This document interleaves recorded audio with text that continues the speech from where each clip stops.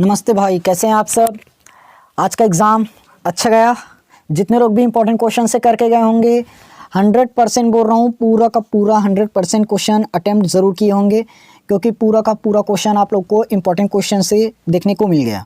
ठीक, इस वीडियो में मैं पूरे का आंसर बता दूंगा। ठीक, अपना अपना आंसर मिला लेना। खैर, वैसे पूरे का पूरा क्वेश्चन पहले से ही दिया गया था इंपॉर्टेंट क्वेश्चन में, जो एक वीडियो मैंने दिया था कल ही, उस पर मैंने पूरा का पूरा क्वेश्चन पहले से ही बता दिया था कि इन क्वेश्चंस को अच्छे से तैयारी कर लेना।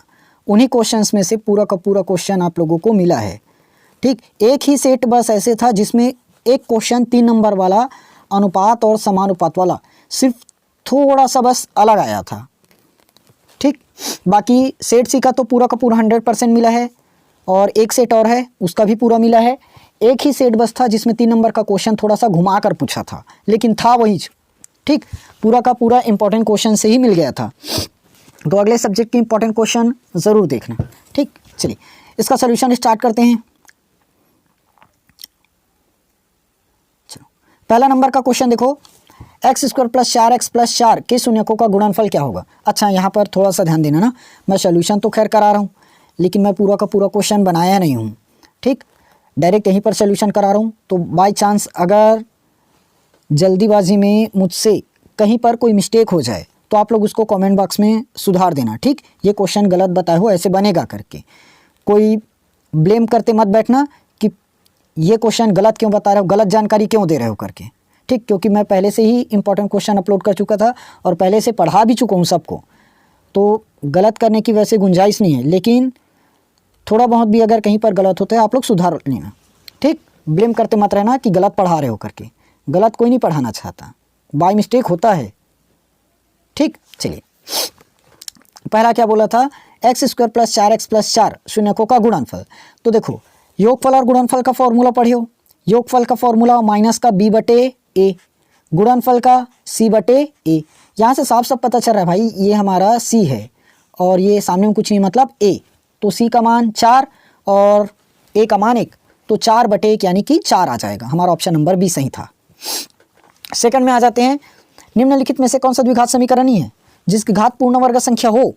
देखो, इसको अगर निकालोगे x² - 5 निकलेगा, इसको निकालोगे, यहाँ से भी अंदर में इंटू करोगे ना, इंटू करने के कारण क्या होगा, इंटू करने के कारण ये भी अपना फॉर्मूला देगा, क्या होगा, x² - 3x + 2। सॉल्व कर लेना इसको, ये फॉर्मूला में टूटेगा, a² - 2ab प्लस, अरे मैं माइनस को प्लस क्यों लिख रहा हूँ, a² - 2ab + b का स्क्वायर।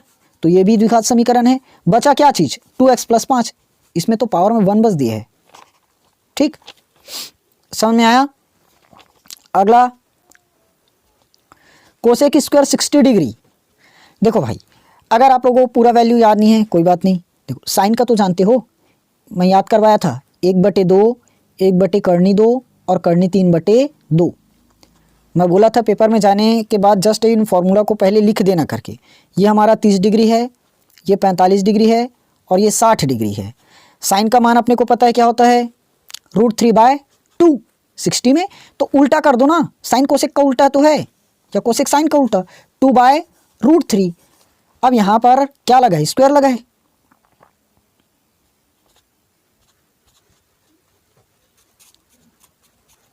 यहाँ पर क्या दिया है आपको, स्क्वायर दिए ना, तो सिंपल स्क्वायर करो ना,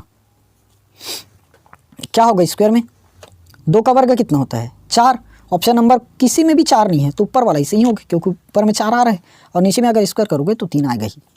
नीचे चलते हैं, -1 - 4 किस चतुर्थांश में। देख लो, चतुर्थांश बनाने आता है ना, कि भूल चुके हो, पढ़ के गए थे, जितने लोग पढ़ के गए हो वहीं से बन पाया होगा। देखो चतुर्थांश कैसे बनता है, ये रहा, ये x, ये y, ये x' और ये y' रहता है। इसमें सब प्लस प्लस रहेगा, इसमें माइनस प्लस रहेगा, इसमें माइनस माइनस रहेगा। अब देख लो भाई, माइनस माइनस दिया है, किस में आ रहा है, थर्ड में, तो तृतीय चतुर्थांश सही होगा। ठीक, तृतीय चतुर्थांश। अगला चौथा क्वेश्चन, आर त्रिज्या एल तिर्यक ऊंचाई का शंकु का वक्र पृष्ठ क्या होगा। सब जानते हैं पाई आर एल होगा। अगर इसी की जगह संपूर्ण पूछ देता तो पाई आर +L हो जाता। आगे बढ़ो, खाली स्थान देखो आप, यहाँ पर भी थोड़ा सा घुमा है, घुमा नहीं है, फॉर्मूला ही है। देखो मैं क्या बताया था, 1 प्लस कॉट स्क्वायर थीटा बराबर क्या होता है, tan square theta. 1 plus cot square theta बराबर टेन स्क्वायर थीटा।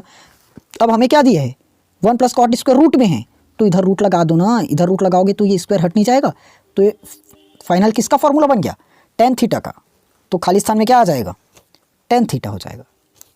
ठीक, अभी भी नहीं समझ में आया, देखो टेन स्क्वायर थीटा बराबर क्या होता है, 1 प्लस कॉट स्क्वायर थीटा होगा। यहाँ से रूट को हटाओ, इधर लेकर चलो, हो गया ना, स्क्वायर को सॉरी स्क्वायर हटाओगे तो इधर रूट में होगा। आगे, जब किसी यदि किसी रैखिक समीकरण निकाय का कोई भी हल नहीं है तो ये रेखाएं क्या होती है, सबको पता है। देखो अगर कोई हल निकल जाता है तो क्या होता है, अद्वितीय हल, यानी कि अद्वितीय हल के लिए होता है प्रतिच्छेदी रेखा, अनंत हल के लिए समपाती रेखा, कोई हल नहीं के लिए समांतर रेखा। तो कोई हल नहीं बोला है तो समांतर रेखा हो जाएगा। आगे बढ़िए, चक्रीय चतुर्भुज का एक कोण 60 डिग्री है तो सम्मुख कोण कितना होगा, इंपॉर्टेंट, प्रमेय में मैं करवाया था। चक्रीय चतुर्भुज के सम्मुख कोणों का योग 180 डिग्री, दो कोण दिए हैं ना, एक कोण 60 डिग्री। चलो बताते हैं। ठीक, चक्रीय चतुर्भुज का एक कोण 60 अंश है तो सम्मुख कोण क्या होगा, देखो सम्मुख कोण ये लो बना दिया, दो कोण बन गया। एक कोण कितना दी, 60 डिग्री, एक को नहीं पता x माने, दोनों आमने सामने हैं, आमने सामने का योग 180, तो दूसरा कितना निकलना चाहिए, 120 डिग्री, बस सिंपल। वृत्त के सबसे बड़ी जीवा को वृत्त का व्यास कहते हैं, सबको पता होगा। वित्तीय वर्ष की समाप्ति कितना होता है, 1 अप्रैल से 31 मार्च, तो समाप्ति अब जान लो। जिस राशि पर ब्याज की गणना की जाती है उसे मिश्रधन कहते हैं। जितने लोग गलत करके आए हो ना, एक बार मुझे मिलो, मूलधन। जिस राशि पर ब्याज की गणना की जाती है उसे हम मूलधन कहते हैं। इसको तो कोई गलत करके आए हो और मिलो मुझसे। चलो, यदि दो त्रिभुजों की संगत भुजाएं अनुपातिक हो तो त्रिभुज समरूप नहीं होते। देखो ये बना दिए, थेल्स प्रमेय से रिलेटेड लगभग कर सकते हो। ठीक, अनुपातिक भुजा क्या अरे क्या क्या एक अरे क्या अरे यार क्या हो गया PDF, डैम इट, 1 मिनट भाई, 1 मिनट ना, चलिए। अरे ठीक, आगे बढ़ें। इसका नहीं बताया क्या, दो त्रिभुजों की संगत भुजा अनुपातिक है तो वे समरूप त्रिभुज नहीं होते। इसको कमेंट करके बताना, इसको कमेंट करके बताना। 0,5 धनात्मक y अक्ष पर स्थित होगा, इसको भी कमेंट करके बताओगे। इसका मैं बता रहा हूं, देखो A अनुपात B अनुपात C है तो C मध्य अनुपाती होगा। गौर से देखो क्या दिख रहा है, मध्य में है तो गलत होगा कि सही, इसको भी बताओगे। दो विषम संख्याओं का योग सदैव सम संख्या होता है, दो विषम संख्याओं का योग सदैव सम संख्या होता है, इसको भी कमेंट नहीं, सबको नहीं बोल सकता। वैसे मैं कंफ्यूज होगे किसका किसका आंसर है, मैं खुद कंफ्यूज जाऊंगा, लेकिन जिसका जिसका बोला हूँ कमेंट सेक्शन पर जवाब आना चाहिए, बता रहा हूँ। कमेंट करके बताओगे किसका किसका आंसर क्या होगा। देखो आनी बात गलत होगा तो मैं कमेंट पर ही उसको सही करवा दूंगा ना, बताओगे ज़रूर। लेकिन दो विषम संख्याओं का योग सदैव सम होता है, अरे इसको चेक कर लो ना भाई, नहीं पता कंसेप्ट तो। दो विषम संख्या, एक विषम संख्या 3 ले लो, एक विषम संख्या 5 ले लो, 5 और 3 कितना होगा 8, तो सम संख्या है तो यानी कि सत्य। x प्लस वाई और x माइनस वाई का समांतर माध्य, यहाँ से 2 नंबर का क्वेश्चन स्टार्ट। समांतर माध्य के लिए बताया था, दोनों को जोड़ दो और डिवाइड किससे कर दो, 2 से, तो प्लस वाई से माइनस वाई कटा, x और x 2x को 2 से भाग कर दिए, x तो मिला, सही हुआ, x आएगा। आगे अब प्रवणता का क्वेश्चन नहीं बनाए होंगे ना, देखो P37 दिया है, Q68 दिया है, तो उस रेखा की प्रवणता ज्ञात करनी है। देखो फॉर्मूला पता है, y2 minus y1 divided by x2 minus x1। ये हमारा x1 हो, काट देते हैं अब, ये वाला x1 और ये y1, x2 y2, तो y2 माइनस y1 करना है तो 8 माइनस 7 हो जाएगा अपना, कितना 8 माइनस 7 1, और 6 माइनस 3 3, यानी कि 1/3 आंसर। माध्यिका ज्ञात कीजिए। माध्यिका कैसे ज्ञात करते हो, सबसे पहले सबको एक क्रम में लिखो, सबसे पहले सबको एक क्रम में लिखो। कौन सा क्रम? बढ़ते हुए क्रम। बढ़ते क्रम में लिखोगे क्या आएगा? पहले तो जानते नहीं हो, पहले तो तुम लोग इतने में छोटा पहचान नहीं पाओगे क्या आएगा करके, लेकिन मैं बता देता हूँ 38 सबसे छोटी है, उससे बड़ा वाला 40 है, उससे बड़ा वाला 41 है, 42, 43, 44, 45। ठीक, चलो क्रम लिखें। क्रम क्या क्या आएगा? पहले 38, उसके बाद यही तो है क्या, 3 3 6 और इसका डाटा, हाँ ठीक यही है। 38 के बाद 40, फिर 41, उसके बाद 42, 43, 44, 45। गिनती गिनो, गिनती सिखा रहा हूँ। चलो देखो n बराबर क्या है हमारा, टोटल गिनो ना, काउंटिंग करो। 1 2 3 4 5 6 7। हमारे पास n बराबर कितना है? 7। 7 सम की विषम। अब बोलोगे विषम है, नहीं तुम लोग तो सम बोल दोगे। 7 सम है, सम के लिए बताया था n+1/2, n+1/2 वाह पद, तो 7 और 1 8/2 यानी कि चौथा पद। चौथा पद क्या दिया है? 38 39, ये तो हुआ, 38 40 41, तीसरा चौथा पद में 42 है, 42 आंसर। सिद्ध कीजिए कि sin 63 into cos 27 cos 63 sin 27 बराबर 1 होता है। इसको हमने इंपॉर्टेंट क्वेश्चन में डाला था, कल भी बताया था। देखो sin 63 है, sin 63 को लिख क्या सकते हो? sin 90 - 27 नहीं लिख सकते? नहीं लिख सकते? लिख सकते हैं सर। उसके बाद ठीक बंद हो गया था। दूसरा का cos 27 का cos 27 छोड़ दो। वैसे ही इधर cos 63 sin 27 दिया है, तो cos 63 को फिर से लिख दो, cos 90 - 27। ठीक, और इधर sin 27 पहले से है। देखो sin 90 - थीटा मतलब बनता है cos थीटा, तो cos स्क्वायर थीटा, क्योंकि यहाँ पर 27 और ये भी 27 है, तो क्या बन जाएगा? इसको काटते हैं पूरा। ठीक, ये हमारा क्या बन जाएगा? cos स्क्वायर थीटा यानी कि cos स्क्वायर 27, और ये sin स्क्वायर 27 डिग्री। अब जानते हो sin square theta plus cos square theta मतलब 1। अगला, अब पूरा नहीं बताऊंगा ना, सॉल्व करके सीधा आंसर बताते चलता हूँ, वैसे मैं बहुत ज़्यादा लेट होगा वीडियो। देखो क्या करना है, जांच कीजिए x - 1 PS बराबर x³ प्लस 5x² - 5x + 1 का एक गुणनखंड है। डायरेक्ट यहाँ से x का मान निकालो, +1 होगा, 1 यहाँ पर पुट करो। देखिए 1 + 5 - 5 + 1, -5 से +5 कटा तो 2 आया। अब मैं बताया था अगर x - 1 जो gx है वो px का गुणनखंड कब होगा? जब px बराबर क्या आ जाए? 0। लेकिन px बराबर तो 2 आ गया, मतलब गुणनखंड नहीं है। आगे बढ़ो।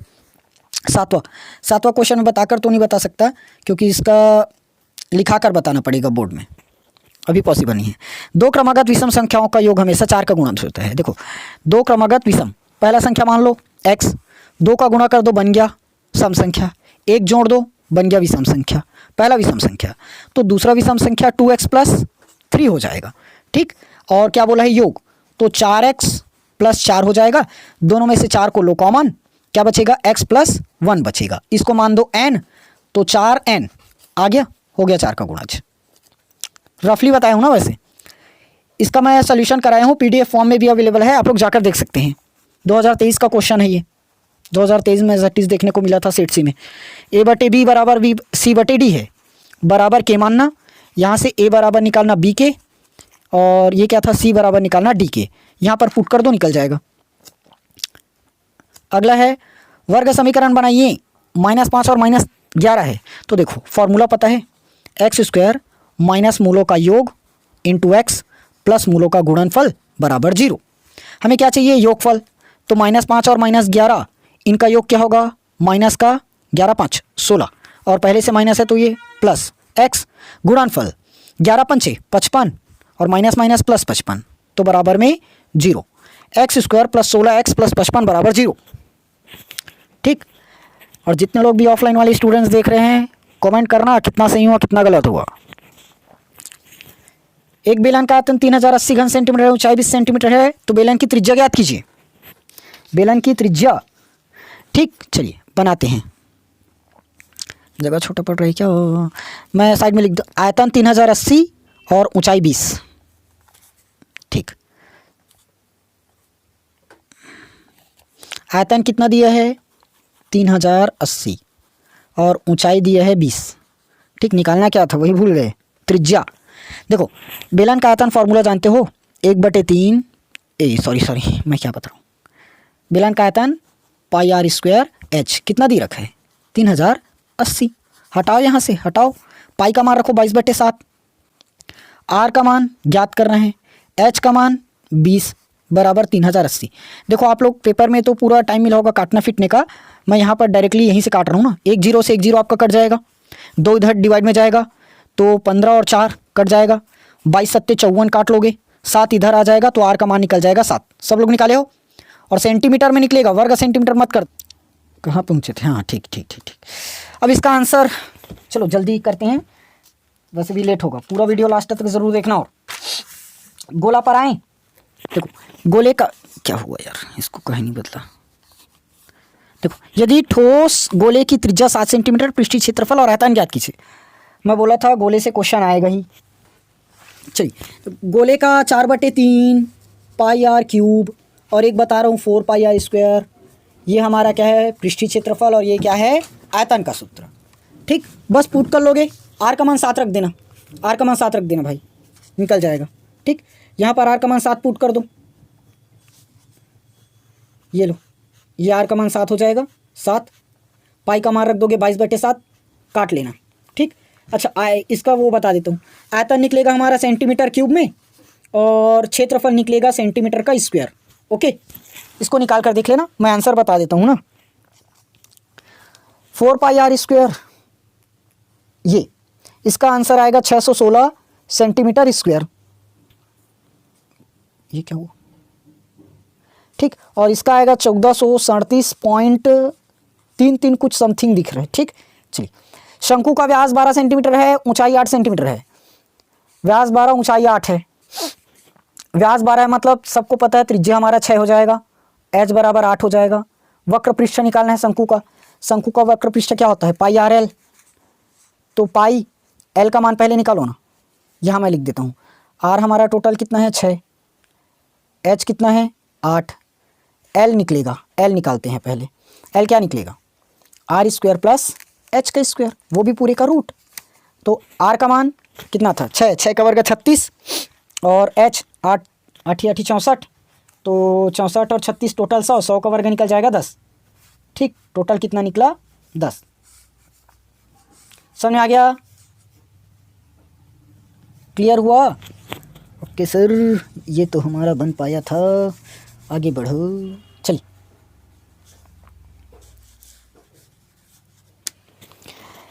निकाले हो ना इतना सब। चलिए अब देखो शंकु का कहाँ चले यार, मैं सफ़ेद में कर दिया। शंकु का आयतन 1/3 पाई आर स्क्वायर एच, एकदम सदा मोटा हो गया है, इसको कम कर। ठीक, शंकु का आयतन क्या है पाई आर स्क्वायर एच, तो 1/3 पाई का मान रखो मत रखो नहीं कटेगा, आर का मान 6, 6 का वर्ग 36 करूँ डायरेक्ट, एच का मान 8, तो ये कट जाएगा 12 या 36 और 12 8 96, तो 96 पाई इसका सही आंसर निकलेगा। पाई का मान रखोगे काट नहीं पाएगा, मत रखना, मतलब नहीं रखना था। ठीक, ये निकल गया। उसके बाद क्या निकालना था अपने को, उसके बाद क्या निकालना था वक्र पृष्ठ। वक्र पृष्ठ बताया हूँ पाई आर एल, पाई आर एल, पाई आर एल, पाई का मान नहीं रखना है, आर का मान 6, एल का मान 10, तो 10 6 टोटल 60 पाई आंसर आता, 60 पाई। आगे सिद्ध कीजिए कि किसी त्रिभुज की एक भुजा के समांतर बाकी दो भुजाओं को भिन्न भिन्न बिंदुओं पर प्रतिच्छेद करती हुई एक रेखा खींची जाए तो यह रेखा उन दोनों भुजाओं को एक ही अनुपात में विभाजित करती है। ये रहा, कौन सा प्रमेय दिखा कमेंट सेक्शन पर बताना। प्रमेय मैं बोला था, वही प्रमेय मिला। मैं साफ से बोल रहा हूँ, ये प्रमेय शायद मैं नहीं करवाया था। वृत्त के केंद्र और एक जीवा के मध्य बिंदु मिलाने वाली रेखा रेखाखंड पर जीवा लंब होता है, नहीं बताया था इसको। आलेख, आलेख का क्वेश्चन मिला ना। ओ पासिंग मार्क्स वाले भैया, ओ सुने, जितने लोग भी पासिंग मार्क्स के लिए देख कर गए थे, आलेख बनाए हो ना। आगे रेखा 5x + 6y - 7 = 0 है, तो हमें ढाल और अंतःखंड ज्ञात। अरे मेरे दोस्त, अगर इसको नहीं बनाना था तो काहे नहीं बनाए। देखो 6y को यहीं पर रख दो, 5x को उधर लेकर चलो -5x, -7 उधर लेकर चलो +7, 6 को इधर हटाओ बटे में 6, इसके बटे में 6, ये है मेरा m प्रवणता और ये है अंतःखंड C, निकल गया m बराबर -5/6 और C बराबर 7/6। आगे बढ़ो बहुलक।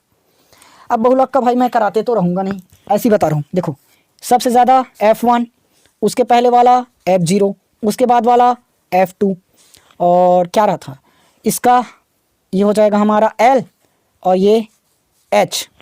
फार्मूला सबको पता है, L plus F1 minus F0 divided by 2F1 minus F0 minus F2 into H। Put करो तो क्या हो जाएगा, घटाओ ना, 16 में से कितना घटाओगे 10, तो 6 आ जाएगा। और 2F1 तो 16 दूनी 32 और माइनस F0 माइनस F2 मतलब 10 माइनस 12 कितना हो जाएगा 22। मतलब सीधा डायरेक्ट लिखो ना इसको 6/10। और इधर सामने में अपने को क्या मिला है L प्लस मतलब 20 प्लस इंटू में H का मान 10, तो 10 से 10 कट जाएगा, अपना आंसर 20 है 26 निकलेगा। अरे 26 ये जो PDF दिया था टेलीग्राम में वहीं का है ना, उसी में था।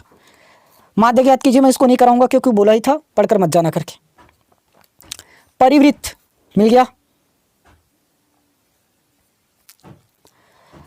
आवर्ती जमा खाता या 200 रुपये प्रति माह की दर से। चलिए करते हैं इसको, मैं आंसर करवा देता हूँ इसको। देखिए फार्मूला सबको पता है ना, बिना फार्मूला के नहीं बन पाएगा मेरे दोस्त। क्या पता है, P into R divided by 100 into 1/12 n bracket n plus 1 बटे में 2। ये P का मान कितना दिया है 200 गुणित R का मान, चलो मैं डायरेक्ट रखता हूँ, नहीं बनेगा यार, यहीं बताना पड़ेगा, इसको साइड हटा दो। समय याद रखना 5 वर्ष, दर 6%। चलिए दर 6%, समय 5 वर्ष, दर 6% ना। ये हो गया मूलधन, ठीक, दर 6% बटे में 100, P इंटू आर बटे 100 हो गया, into 1/12 n bracket n plus 1, समय कितना था 5 वर्ष, तो 12 पंचे 60, 60 गुणित 61 बटे में कितना लगाते हो 2। किससे किससे क्या क्या कटेगा काट लेते हैं पहले। 100 दूनी 200 कटा, 2 बचा, और 6 दूनी 12 भी कटा, 2 एकम 2 फिनिश हो गया। ये अपना कट गया 30 बार में, तो लास्ट में बचा 30 गुणित 61, 30 गुणित 61। जिनको गुणा करने नहीं आता कर लो, 3 एकम 3, 3 6 18, 1 0 बढ़ा दो 30, 1830 रुपये। ठीक, अब देखो कितना तक जमा किया था 200 रुपये, उसने कितना महीना तक जमा किया 60 रुपये, तो कितना हुआ नहीं 200 रुपये जमा किया 60 महीने तक ना, तो 12,000 रुपया। उसने ब्याज कितना रुपये और मिला उसको 1830 रुपया, तो इसको जोड़ने नहीं आएगा, 0 0 सॉरी मैं ही जोड़ नहीं पा रहा हूँ, 0 3 8 3 1 13,830। ठीक, ख़त्म। इस क्वेश्चन को अपन बोले थे मत पढ़ना करके, इसलिए हम बताएंगे भी नहीं। जितने लोग बनाए हो आंसर बाद में करवा दूंगा ना बोर्ड में नीचे। हाँ आओ मुन्ने, साइन 90 माइनस, पहले LHS लेकर चलो ना। साइन 90 माइनस थीटा बनता है हमारा cos theta, cos 90 minus theta बनता है साइन थीटा। इधर लो, इसको प्रूफ करो। टेन थीटा क्या बनता है साइन बटे cos, 1 plus cot square theta बनता है tan square theta. Sorry 1 plus cot square tan square बोल रहा था, ओहो बिग मिस्टेक। टेन थीटा मतलब साइन थीटा के बटे में कॉस थीटा। ठीक, 1 प्लस कॉट स्क्वायर थीटा होता है हमारा cosec square theta. Cosec square, cosec को मैं क्या लिख सकता हूँ 1/साइन स्क्वायर लिख सकता हूँ। तो क्या क्या बनेगा साइन थीटा, मैं साइन को ना काट के एस बस लिख रहा हूँ। ठीक, साइन थीटा बटे cos theta into sine theta बटे 1 हो जाएगा, स्क्वायर है तो। ठीक, तो ऊपर नीचे होगा ना, अरे पूरा का पूरा काट दिया यार। ये होगा कॉस थीटा और ये होगा साइन थीटा। इसका मान पता है साइन बटे कॉस, इसका होगा क्या चीज़ cosec square theta, cosec square theta होगा। तो कोसेक स्क्वायर थीटा मतलब 1/साइन स्क्वायर थीटा होएगा ना? 25 मिनट हो गया। अरे क्या हो जाता है मेरा मोबाइल खराब, ये हैंग का प्रॉब्लम। 1 मिनट भाई, 1 मिनट, इसको मैं सुधारता हूँ। 1 मिनट, थोड़ी देर रुको। सुधर जा कहाँ से?